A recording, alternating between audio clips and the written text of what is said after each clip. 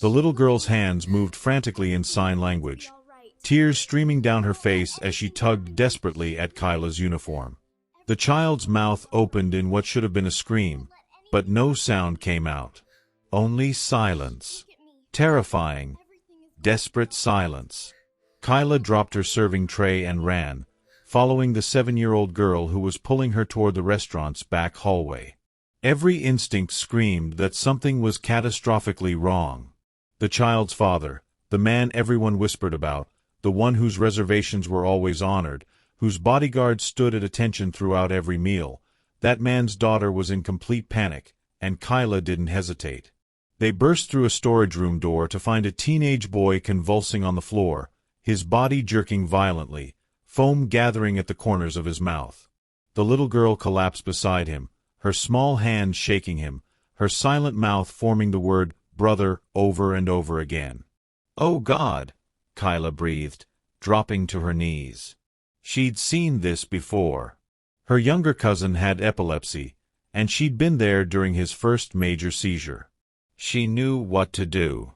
"Everyone stay back." Kyla commanded the staff members who had followed. She quickly cleared the space around the boy, turned him on his side, and cushioned his head with her folded apron. "Call 911. Tell them we have a teenage male having a grand mal seizure. Now." Her hands moved with practiced efficiency, timing the seizure on her watch, making sure his airway stayed clear. The little girl clung to Kyla's arm, sobbing silently, her whole body trembling. "He's going to be okay," Kyla said softly to the child, even though she knew the girl couldn't hear her. She placed her free hand on the girl's head, stroking her hair gently. "Your brother's going to be okay. I promise." The seizure lasted 90 seconds, though it felt like an eternity. When it finally stopped, the boy remained unconscious but was breathing steadily. Kyla stayed with him, monitoring his vitals, while the little girl held her brother's hand with a grip that spoke of pure terror. Suddenly, the storage room door flew open with such force it slammed against the wall. A man strode in, his presence immediately dominating the cramped space. He was tall, impeccably dressed in a charcoal suit, with sharp features and eyes that could cut glass. 4 bodyguards flanked him, their hands inside their jackets. This was Min Jun Park. Kyla had served him a dozen times, had always been careful to be professional and invisible around him. Everyone knew who he was, what he represented. The Korean Mafia didn't advertise, but it didn't hide either. "Hannah." Min Jun's voice cracked as he saw his daughter. He dropped to his knees beside her, pulling her into his arms, speaking rapidly in Korean. Then his eyes found his son, still unconscious on the floor, and something like raw fear crossed his face. "What happened?" Min Jun demanded, his gaze snapping to Kyla. "What did you do?" "He had a seizure," Kyla explained quickly, her voice steady despite her pounding heart. "It lasted about 90 seconds. I cleared the area, turned him on his side to keep his airway open, and called for an ambulance. He's breathing normally now, but he needs to get to a hospital immediately." Min Jun studied her for a long moment, his expression unreadable. Then he switched to Korean, giving rapid orders to his men. 2 of them carefully lifted the unconscious boy. "You," Min Jun said, turning back to Kyla. "You know about seizures. My cousin has epilepsy. I've been with him through several episodes." "And my daughter?" "You spoke to her. I tried to comfort her. I told her he would be okay." Min Jun's expression softened almost imperceptibly. "She cannot hear you. She was born deaf." "I know," Kyla said softly. "But I thought maybe she could feel my intention. Feel that someone was trying to help." Something shifted in Min Jun's eyes. He stood, still holding his daughter, and fixed Kyla with an intense stare. "What is your name?" "Kyla Davis." "Kyla Davis." He said her name carefully, committing it to memory. "You will come with us to the hospital." "Sir, I'm working. I can't just. I am not asking." Min Jun's tone made it clear this was a command, not a request. "My son's life may depend on the information you can provide to the doctors. And my daughter has not let go of your sleeve. You will come." Kyla looked down and realized the little girl, Hannah, was indeed clutching her uniform with a grip that had turned her knuckles white. The child's eyes were still wet with tears, but she was looking at Kyla like she was the only solid thing in a world that had just shattered. "Okay," Kyla agreed. "I'll come." The ambulance arrived minutes later, and Kyla found herself in the back with Min Jun, his daughter, and his unconscious son. The bodyguards followed in a separate vehicle. The ride to the hospital was tense, with Min Jun speaking on the phone in rapid Korean, while Hannah refused to release Kyla's hand. At the hospital, doctors swarmed immediately. Min Jun's influence was obvious.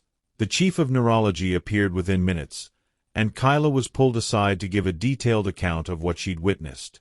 She described the seizure precisely, the timing, the movements, everything she could remember. "You did exactly the right thing," the doctor told her. "If he'd been left on his back, he could have aspirated. You likely saved his life." 2 hours later, Kyla sat in a private waiting room with Min Jun and Hannah. The little girl had finally fallen asleep in Kyla's lap, exhausted from crying. Min Jun watched them both, his expression complex and difficult to read. "The doctors say Dae-hyun will recover," Min Jun said quietly. "It was his first seizure.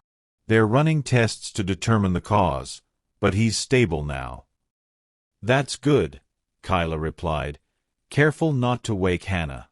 "I'm so glad he's okay." "You moved without hesitation," Min Jun observed. "Most people freeze in emergencies. You did not. When someone needs help, you help them. It's that simple." "Nothing is ever that simple." Min Jun leaned back in his chair, studying her. "Do you know who I am, Miss Davis?" "Yes," Kyla admitted. "Everyone knows. And yet you helped my children anyway. Why wouldn't I? They're kids. What you do doesn't change that they needed help." Min Jun was quiet for a long moment. "My daughter has never trusted a stranger before. She was traumatized by her deafness when she was younger. Other children were cruel. Adults stared. She learned to be afraid of people outside our family." Kyla looked down at the sleeping child in her lap, feeling a surge of protective tenderness. "Kids can be cruel. I know something about that." "Because you are black in a world that judges," Min Jun said bluntly. "I do not pretend not to understand discrimination. My family has faced it as well." "Then you know why I helped," Kyla said. "Because when you know what it's like to be judged, to be dismissed, to be seen as less than human, you don't do that to other people. You help. Always." Min Jun nodded slowly. "I am in your debt, Miss Davis. Twice over. For my son and for comforting my daughter in her moment of terror. In my culture, such debts are sacred. They must be repaid." "You don't owe me anything." "I do." Min Jun's voice was firm. "And I will. But first, tell me something. Can you sign? American Sign Language?" "A little," Kyla admitted. "I learned the basics in college. I'm not fluent. But you know some." "Yes." "Then you will teach my daughter to trust you," Min Jun said. "Starting now." Over the next week, Kyla's life transformed in ways she could never have imagined. Min Jun arranged for her to take leave from the restaurant, with full pay and a substantial bonus. She was asked to visit Hannah every day at the Park family's estate, a sprawling mansion in the Hollywood Hills that looked like something from a movie. At first, Kyla was terrified. She was in the home of one of the most dangerous men in Los Angeles, surrounded by armed guards, walking on marble floors that probably cost more than her entire year's salary. But Hannah's excitement at seeing her made all the fear worthwhile. The little girl would run to Kyla the moment she arrived, her hands moving in sign language, her face lit up with a smile that could melt stone. "She's asking if you can play dolls with her," Min Jun translated during the first visit. He'd been watching their interaction with an intensity that made Kyla nervous. "She wants to know if you like the color purple because it's her favorite." Kyla knelt down to Hannah's level and signed slowly, "Purple is beautiful. Just like you." Hannah's eyes went wide. She signed back quickly, and Kyla caught the words, "friend" and "angel." "She says you are her angel friend," Min Jun said, and for the first time, Kyla heard something like warmth in his voice. "She has been asking about you every day since the hospital." Over the following days, Kyla and Hannah developed their own language, a mixture of basic ASL, gestures, facial expressions, and pure intuition. They played games, drew pictures, and Kyla even taught Hannah how to braid her doll's hair. The little girl was hungry for connection, for someone outside her immediate family who saw her as a child first and her disability second. "She's brilliant," Kyla told Min Jun one afternoon as they watched Hannah play in the garden. "The way she observes people, reads body language, expresses herself through art, she's incredibly intelligent." "Her teachers at the special school say the same," Min Jun replied. "But she struggles with confidence. With believing that she has value beyond our family's protection." "Every child struggles with confidence," Kyla said. "But Hannah has something special. She sees the world differently because she experiences it differently. That's not a weakness. That's a gift." Min Jun turned to look at her, and Kyla was struck by the vulnerability in his eyes. "You truly believe that?" "Of course I do. And she needs to believe it too." It was on the 10th day of Kyla's visits that everything changed. She arrived at the mansion to find Min Jun waiting for her at the entrance, his expression grave. "There is something I need to show you," he said without preamble. "Something about my daughter that you should know." He led Kyla to a medical office within the mansion, where a doctor was waiting. On the wall were X-rays and brain scans. "Hannah's deafness is not genetic," Min Jun explained. "She was born with a small tumor pressing against her auditory nerve. We discovered it when she was 2 years old." Kyla's heart sank. "A tumor?" "A benign growth," the doctor clarified. "But it has been causing complete hearing loss. We've been monitoring it, waiting to see if it would shrink or stabilize. Operating on a child so young, in such a delicate area, carries enormous risks." "Why are you telling me this?" Kyla asked. Min Jun's jaw tightened. "Because 3 days ago, Hannah's tumor shrank by 40%. The doctors cannot explain it. There is no medical reason for such a dramatic change. But it happened." "That's wonderful," Kyla breathed. "Does that mean?" "It means she might hear again," the doctor said carefully. "If the tumor continues to shrink, we may be able to perform a minimally invasive procedure to restore her hearing partially or even fully. But Mr. Park believes there's a connection between your presence and this change." Kyla looked at Min Jun in confusion. "What? That doesn't make sense. I'm not a doctor. I didn't do anything." "You gave her hope," Min Jun said simply. "Before you came into her life, Hannah was withdrawn, anxious, afraid of the world. She had nightmares every night. She rarely smiled. But since meeting you, she has transformed. She sleeps peacefully. She plays. She laughs. The doctors say that stress and trauma can affect physical healing. Perhaps your presence gave her the emotional peace her body needed to begin healing itself. Or it's just coincidence," Kyla protested, overwhelmed. Medical science, timing. Perhaps, Min Jun acknowledged. But I do not believe in coincidences. I believe you were meant to be there that day. Meant to save my son. Meant to bring light into my daughter's darkness. Over the next 3 weeks, Hannah's tumor continued to shrink. The doctors were cautiously optimistic, scheduling surgery for the following month. And Kyla continued her daily visits, which had evolved from a job into something far more meaningful.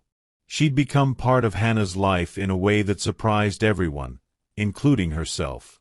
The little girl had opened up completely, sharing her art, her dreams, her fears. Through their limited sign language communication and the help of translation apps, they talked about everything from favorite foods to what Hannah wanted to be when she grew up. She wants to be a teacher, Kyla told Min Jun one evening as they sat on the terrace while Hannah played nearby. She wants to teach other deaf children that they can do anything. Min Jun smiled, a rare expression that transformed his entire face. She told you this? She drew me a picture. Her, standing in front of a classroom full of kids with hearing aids and cochlear implants, teaching them math. Math, Min Jun repeated, shaking his head with a mixture of pride and amusement. Of course. She has always loved numbers. She's going to do amazing things, Kyla said, with or without her hearing, because she's remarkable. Min Jun turned to face her fully. You have done something miraculous for my daughter, Miss Davis. Not just the physical healing, though that is beyond measure. But you have shown her that the world outside our gates is not to be feared. That there are good people who will see her for who she is, not what she lacks. She doesn't lack anything, Kyla said firmly. She's perfect exactly as she is. I would like to offer you a position, Min Jun said suddenly, as Hannah's companion and tutor. A permanent position, with a salary that would allow you to leave the restaurant permanently. You could help her navigate her education, her social development, her eventual transition to regular schooling once her hearing is restored. Kyla was stunned. Mr. Park, I'm not qualified to. You are the only person qualified, Min Jun interrupted. My daughter trusts you, loves you. You have given her something no amount of money or power could buy. You have given her hope and joy. I need to think about it, Kyla said honestly. This is a big decision. Of course. Take all the time you need. But that night, as Kyla was preparing to leave, Hannah ran up to her with a piece of paper. The little girl pressed it into Kyla's hands, her eyes shining with tears. The drawing showed 2 figures, a little girl and a woman, holding hands under a rainbow. At the bottom, in careful letters, Hannah had written, My angel Kyla. Please stay. Kyla felt her own tears begin to fall. She knelt down and pulled Hannah into a tight embrace, signing the words she'd practiced all week, I love you too. The surgery was scheduled for exactly 1 month after Kyla had first met Hannah. The tumor had shrunk by 70%, and the doctors were confident they could remove it completely with minimal risk.